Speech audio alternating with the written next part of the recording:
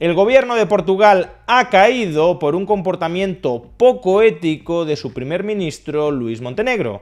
¿Pero qué ha sucedido exactamente en Portugal y hasta qué punto un comportamiento similar en España habría hecho caer al gobierno socialista de Pedro Sánchez?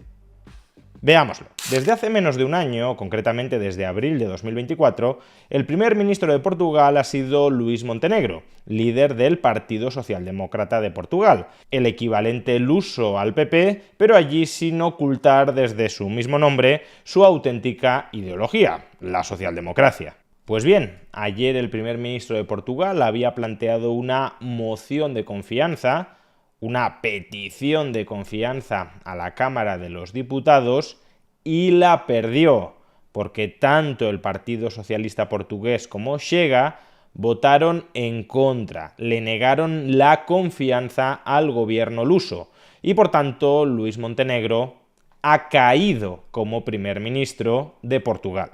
¿Y por qué le denegaron la confianza? Por un caso flagrante de corrupción en el que estuviese envuelto el primer ministro socialdemócrata. Pues no, le denegaron la confianza por un comportamiento político poco ético. Y es que en el año 2021, cuando Luís Montenegro ejercía de abogado y estaba fuera de la política, Montenegro creó una empresa privada, Spinumviva, y a mediados de 2022, cuando fue elegido presidente del Partido Socialdemócrata Portugués, vendió esa empresa que había creado un año antes a su esposa y a sus hijos, de tal manera que él no retuvo ninguna participación en el capital social de esa empresa privada. ¿Y a qué se dedicaba esa empresa privada, Spinumviva? Pues básicamente a prestar servicios de tratamiento de datos a otras compañías privadas de Portugal. Y aquí es donde justamente arranca el comportamiento poco ético que ha provocado la caída del gobierno portugués. Y es que desde el año 2021, prácticamente desde que se había constituido esta empresa, Spinumviva, uno de sus clientes había sido otra compañía, Solverde, que es una empresa concesionaria, es decir, que recibe concesiones públicas en el sector del ocio y del juego, por ejemplo en los casinos. Hasta aquí nada demasiado sorprendente, porque el propio Luís Montenegro había proporcionado asesoría jurídica a Solverde entre el año 2018 y el año 2022, hasta que entró en política. Por tanto, tiene sentido que si Montenegro mantenía una relación más o menos cordial y estrecha con esta compañía, con Solverde, también les colocara los servicios de tratamiento de datos que ofrecía su empresa recién constituida, Spinumviva. Por tanto, ¿dónde está el problema? Pues que la prestación de servicios de Spinumviva a Solverde no se interrumpió en el año 2022, cuando Montenegro vendió esta compañía, Spinumviva, a su mujer y a sus hijos y entró en política, sino que ha continuado desde entonces hasta el día de hoy. Solverde pagaba mensualmente 4.500 euros, tampoco pensemos que se trataba de una millonada, 4.500 euros al mes a Spinumviva por los servicios de tratamiento de datos que le proporcionaba.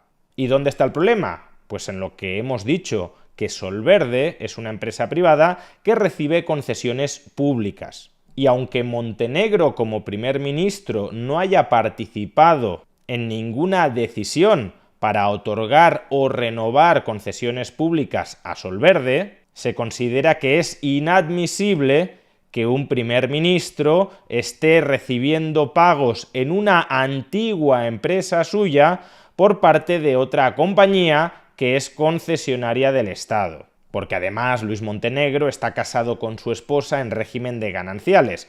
Por tanto, los beneficios que pudiese obtener Spinumviva, la empresa fundada por Montenegro y vendida en 2022 a su mujer y a sus hijos, en parte irían a parar en el futuro al propio Luís Montenegro. Como vemos, y a menos que aparezca nueva información futura, no estamos ante ningún caso de corrupción. No es que Luís Montenegro haya amañado las concesiones públicas para beneficiar a Solverde por ser cliente de Spinumviva y por haber contratado sus servicios de abogado años atrás. No, al menos no se ha constatado nada de eso.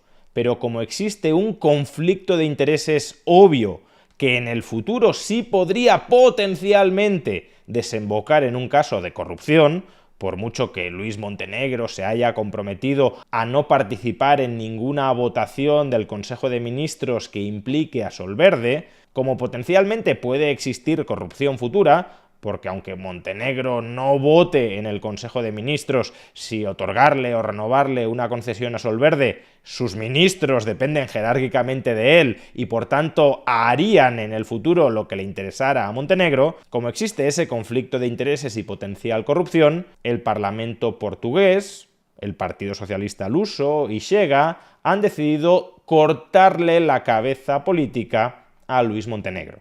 Ni un año ha durado en el cargo. Y ahora comparen esos estándares, al menos de cara a la galería, porque evidentemente si el Partido Socialdemócrata portugués hubiese tenido mayoría absoluta, es bastante dudoso que Luis Montenegro hubiese caído por esto, pero claro, como no la tiene, como está a merced de la oposición política del Partido Socialista portugués y de la Chega, pues comparen los estándares de ética pública exigidos al menos de cara a la galería en Portugal con los de España. En España tenemos a un primer ministro, a un presidente cuya esposa está imputada, cuyo hermano está imputado, cuyo ex número 2 del partido y casi del gobierno está imputado, y fruto de esa imputación nos estamos enterando de que, por ejemplo, colocó a señoritas de compañía en empresas públicas para que, presuntamente, entre todos los contribuyentes le pagáramos esos servicios afectivos y sexuales. En Portugal cae el gobierno por un comportamiento poco ético.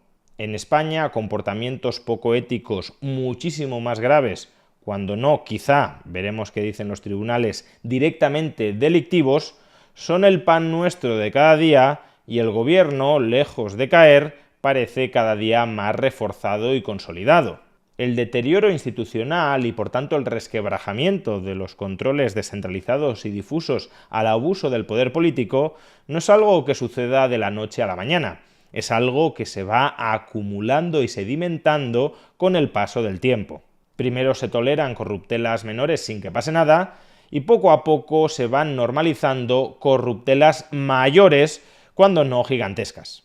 Y por eso lo que en Portugal hace caer a un primer ministro, en España prácticamente ni sería noticia, porque nos hemos acostumbrado a que nuestra clase política sea indecente y cada día, por tanto, se van volviendo aún más indecentes.